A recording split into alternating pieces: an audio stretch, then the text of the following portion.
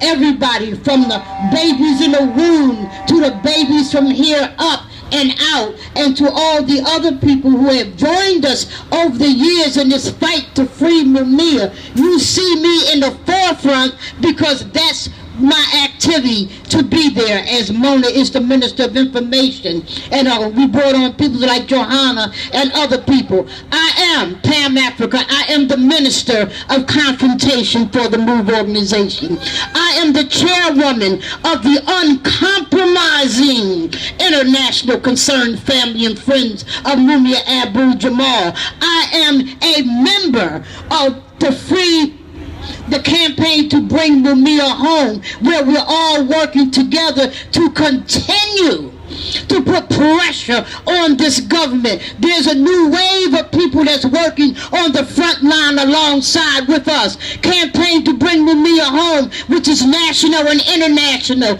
And these are some of the things that we're continuing to do. When we saw what happened to Johanna and what was happening with the attorney that wasn't really an attorney on Mumia's case, we saw again the ugly, vicious, terroristic tactics of the Fraternal Order Police by their bosses, because these puny, unhealthy, sick, distorted mother suckers and motherfuckers, and I can't do it any other kind of way, and you know, they're pawns in this fight. And what we're saying is, when they come on the front line and talk that stuff about them as a fraternal order, who are the National Association of Black Policemen who stood on the same grounds and stated a national organization that Mumia Abu Jamal did not receive a fair trial, and stood up against the bullyism of the Fraternal Order Police?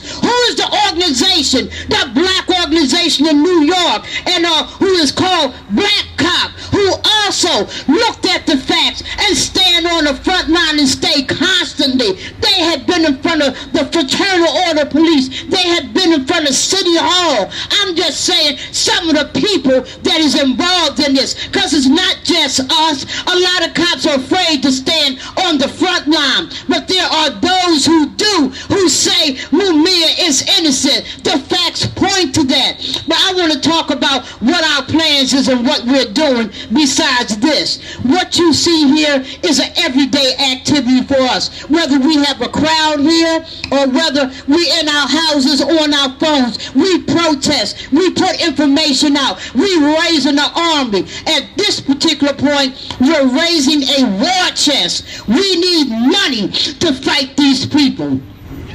When my sister Johanna and my brother Keith Cook, Mumia's brother, stepped here to ask, can they come in and talk with these people about the wrongs that they did and the misinformation deliberately put out about Mumia?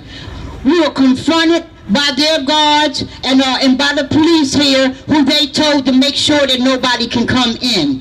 And so again, these intimidations. When Johanna was asked to come, we all could have came up there with her, because we know how foul, how filthy these motherfuckers are. But we didn't do that. Johanna went by herself, and they teamed her. And in New York, where was the mother people reporting from? Because they wasn't with you. From D.C.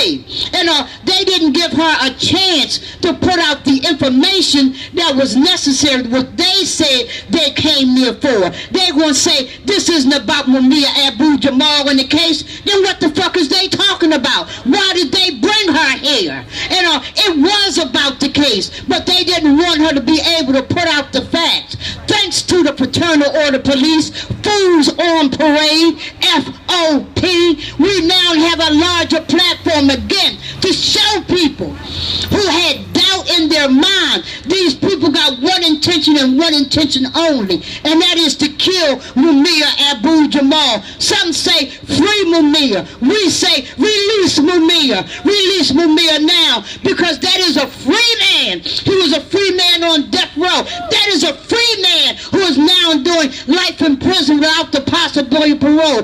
This man speaks his heart. He stands up to this entire government in the bowels and the belly of the beast. That's where he speaks from. What our plan changes in what we're planning on doing.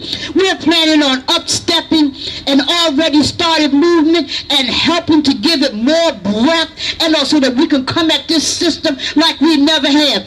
What you see in this display are going against, going up to Obama is their weakness. They're scared, so they want to try to flex their muscles. They want to try to flap their wings, but then it will break them motherfucking wings. And with the power of truth, because they cannot stand up to this.